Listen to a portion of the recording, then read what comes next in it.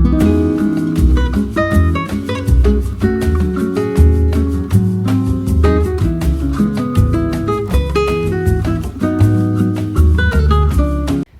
everybody, welcome back to my channel, and in today's video I would love to discuss perfumes that are gonna make you smell like a princess. And so if this is something that you're into, then stay tuned. And I would love to start with probably the most classy perfume in this whole lineup that I prepared for you, and it's Empressa by Elegance. This is a very classy, mature and sophisticated type of fragrance. This is something, you know, from so far back. Like, I think you could have probably found this type of fragrance in like 1970s or 1980s, because it's just so classy. And that's why I think some people might perceive it as like old-fashioned, but to me it's more classy, you know, and you have to be kind of down for this classy scent profile to like it. And so Empressa really does remind me of Coco Mademoiselle by Chanel. Like, they smell almost identical to me, but Empressa is slightly more fruity and slightly more easygoing, with the patchouli being toned down, and that's why I prefer the Empressa to Coco Mademoiselle, because to me Coco Mademoiselle has too much patchouli, at least for my liking. And so Empressa starts off pretty citrusy, pretty woody, bright, and there's that addition of fruitiness here as well. You know, there's rose, there's patchouli, a bunch of woods, bunch of citruses, and when it dries down, you know, the citrusiness still stays, the woodiness stays, and there, you know, the patchouli becomes pretty prominent, but the fruitiness kind of becomes more prominent, which I like. And so I think this fragrance is good for any occasion, for any age, and for any weather. So very classy, very sophisticated, and princessy, almost like queen-like type of perfume. And the next one is also by Elegance, and it's The Favorite. And The Favorite is definitely younger, more modern, you know, princessy fragrance. Like, if Empressa was very queen-like, very classy, almost like old-fashioned, then Empressa is definitely the younger girl, the younger princess.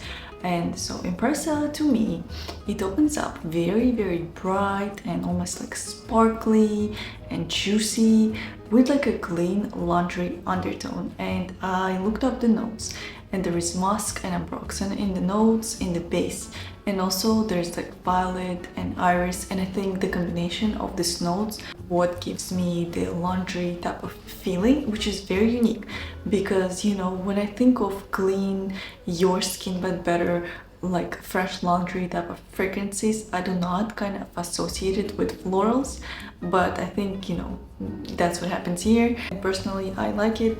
Like, you have to like florals, I think, to like the scent, because there's a bunch of iris, there's violet, there's mimosa, there's freesia, so florals are definitely very prominent here. And then, you know, like I've said, the more it dries down, the more of that like your skin but better fresh laundry smell I get. So if in the opening it's like bright and juicy and sparkly, then in the dry down it's a lot more calm, a lot more subdued, and kind of toned down type of perfume.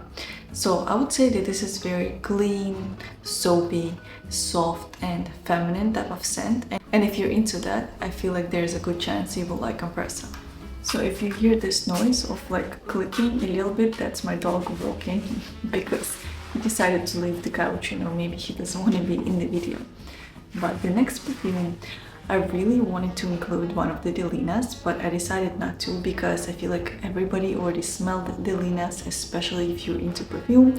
So you already know that it does smell like princess. Like, if you take any of the Delinas, I think it fits this princess criteria. So I wanted, you know, to give it kind of like honorable mention, but I'm not going to talk about it today.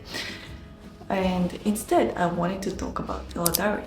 And Eladaria is a new fragrance, if you haven't already heard about it, which I think you did. And this is a very pretty much like rose forward type of fragrance. It's also a powdery fragrance with vanilla in the base. And there's Lily of the Valley, which for me makes it more unique and kind of adds like an interesting twist to your typical kind of rose profile. which again I really like. But to me this is very soft, very feminine, very like girly, very also classy type of signature scent. Like if you're looking for kind of one and done fragrance that will work year round, that will work in any occasion, that's not gonna choke anybody out, and if you like rose and if you like powdery fragrances, I feel like you will love Eladaria, because it's very well blended in my opinion. You know, the powderiness here is pretty prominent, so you have to not mind the powderiness, but also it is, you know, well blended, like it's not too much, because some powdery fragrances are overpowering and this one is not. And the rose here is so young and fresh and dewy. It's just very good. Like I am a big fan of this fragrance, and I feel like this season for it is right now. It's like the spring. But again, like I can definitely see this fragrance being worn year round, and it's not gonna be a problem. And if I would have to imagine a person who would wear it, it would be Daphne from the Bridgertons. Like that's what I imagine she would smell like, if you know, if she came to life from the show. Overall, the verdict, you know, if you like rose, if you like powdery perfumes, definitely give Eladaria a chance. And the next fragrance is one of my favorite releases of this year of 2025, is Ave Maria by the House of Beau. And also it happens to be my favorite fragrance from the whole lineup.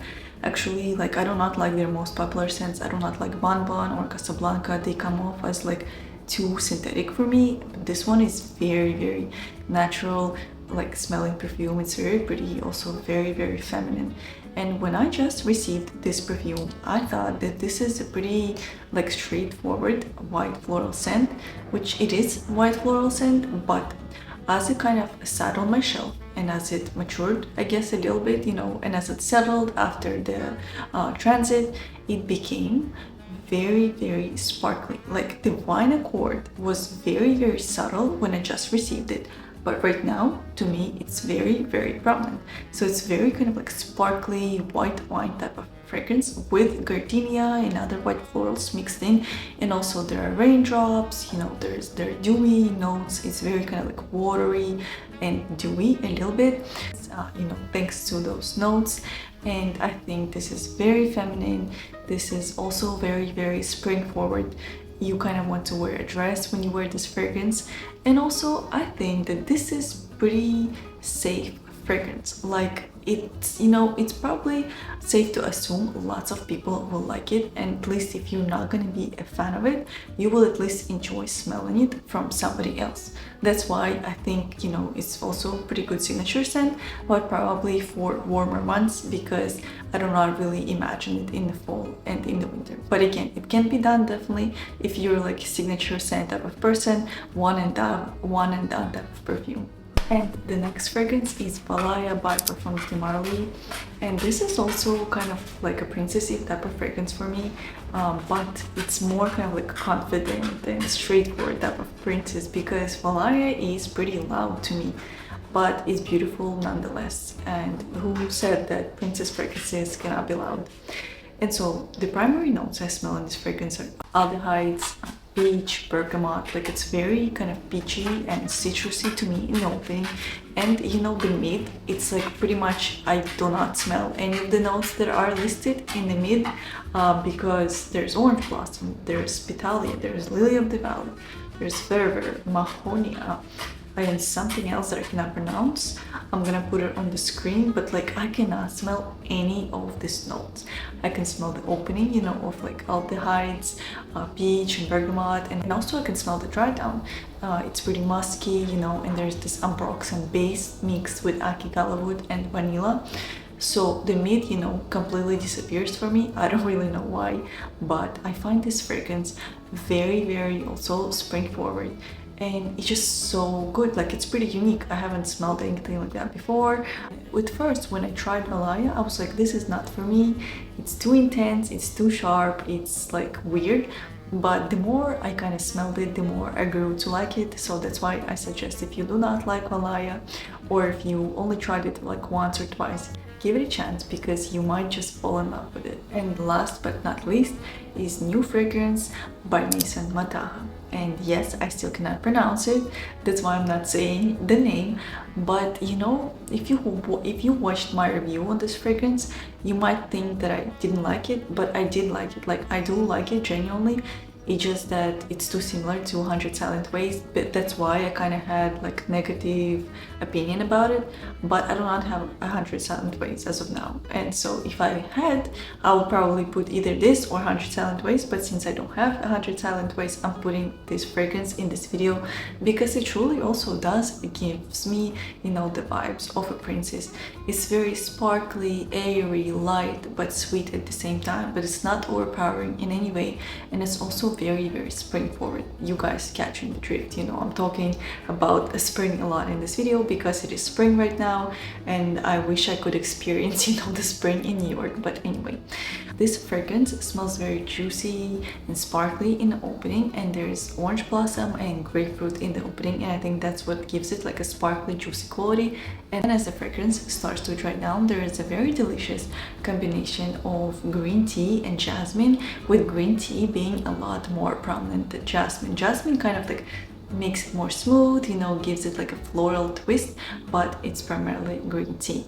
And when the fragrance fully dries down, there's vanilla, there's sandalwood, but green tea is still very prominent. And so that's why for me this is primarily like a tea fragrance, surrounded by vanilla and jasmine, you know, and the opening kind of, you know, goes away quickly, so I don't really count that in.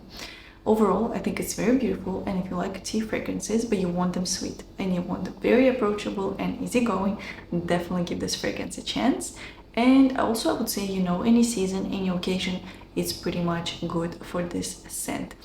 And yeah, like I've said before, it does remind me of 100 Silent Ways, and it does remind me of Princess Fresh version from Kilian. And like it might, you know, it's slightly reminiscent of the original Princess, but the original Princess a lot more powdery, a lot more sweet, and there is, you know, this like matcha accord that this one does not have. So I really hope that you liked this video, that you enjoyed it, and you found some fragrances that you like. And please let me know what are your recommendations for smelling like a princess. I'll be really happy to read your comments, and I'll see you in the next video. Bye!